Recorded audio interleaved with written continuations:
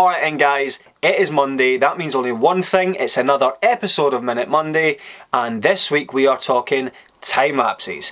Before we start, time lapses are nothing new. They've been around for ages. Everyone knows about them, or at least should know about them.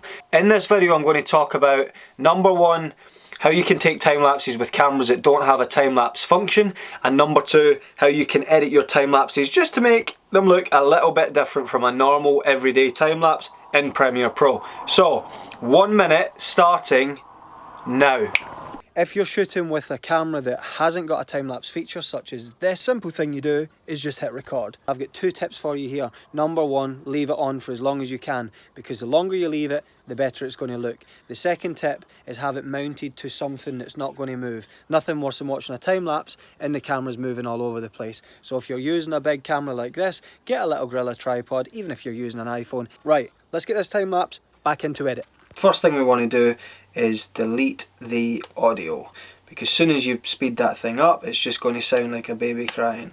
Then the next thing you want to do is you want to double click, hit speed duration, and then you basically select, you can see here the whole duration of this film is 18 minutes long. If we go to 8,000, that then takes this time lapse to 13 seconds. So all of a sudden now your time lapse looks a little bit like that.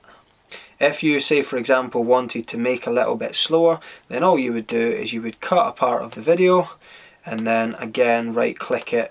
Could even put that back to maybe say 200, and then you would have that bit then in there to play with. Say for example if something's walking across the screen or whatever. But that's it, that's as simple as it is. I hope you found that interesting.